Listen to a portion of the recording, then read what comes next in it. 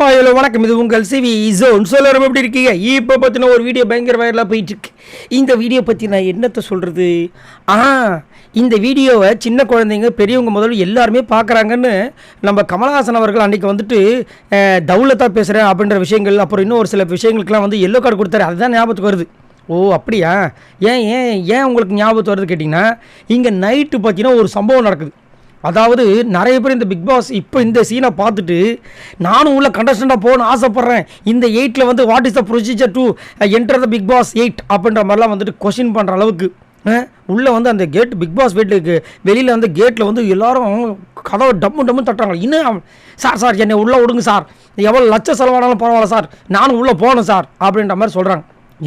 ஏன் இவ்வளோ கொதிக்கிறாங்க அப்படின்னு கேட்டிங்கன்னா, இந்த கோவா கேங்கில் வேறு பாவம் நேற்று ரஞ்சித்தை போட்டு போலன்னு பொழந்தாங்க. இப்போ 5 பேர் வந்துட்டு சமையல் ரூமில் நின்று ஒருத்தர் மேலே தோல் மேலே கையை போட்டு ரவுண்டாக நிற்கிறாங்க. எதுக்காக நிற்கிறாங்க பார்த்தா முத்தம் குத்துக்கிறாங்க. என்னையா நடக்குது? ஏன்யா அப்படின்னா, அவங்க தான் சொன்னாங்கள்ல, இந்த டெவில் டாஸ்க் ஆரம்பிக்கிறதுக்கு முன்னாடி நம்ம ஒரு ப்ரொசீஜர் போட போகிறோம். யாருக்கு? கோவா கேங் டீமுக்கு. பிக் பாஸ் போட்ட ப்ரொசீஜரை ஒழுங்காக ஃபாலோ பண்ணாமல் நேற்று மொக்கையாக கேம் விளாண்டதுக்கு காலையில் பிக் பாஸே அந்த ப்ரொமோவில் வச்சு செஞ்சு விட்டாப்புல, சோத்தில் உப்பு போடாமல் சாப்பிடுங்க அப்படின்னு. அப்போயாவது சொரணம் வருதான்ட்டு இவங்க என்ன பண்ணுறாங்கன்னா மாறி முத்தம் கொடுத்துக்கிறாங்க. கொடுமையை பாருங்கள்.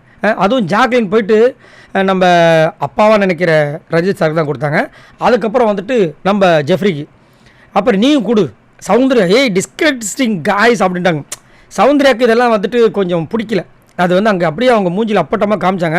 எனக்கு தெரிஞ்சு வந்துட்டு இந்த கேங் உடஞ்சாவே வந்துட்டு எல்லாருமே உருப்படியாக இருப்பாங்கன்றது என்னோடய கருத்து. அதுவும் குறிப்பாக பார்த்தீங்கன்னா ஜாக்லின் தான் இந்த கேங்கையே ஸ்பாயில் பண்ணுறாங்கன்ற மாதிரி தெரியுது. அது ஏன் இவங்க தொடர்ந்து பண்ணுறாங்கன்னு தெரியல. சௌந்தர்யா இந்த கேங்கை விட்டு வெளியே வந்தாலும் கண்டிப்பாக டாப்பில் வந்து வேறு மாதிரி வெறித்தனமாக பண்ணுவாங்க. ரயானுக்கும் அந்த மாதிரி தான் தோணுது, ஜெஃப்ரிக்கு அது மாதிரி தான் தோணுது. என்னத்தை சொல்ல? சரி, நீங்கள் உங்களோட கமெண்ட்ஸை சொல்லுங்கள். இந்த காட்சிகள்லாம் பார்க்கும்போது எவ்வளோ காண்டாக இருக்குது.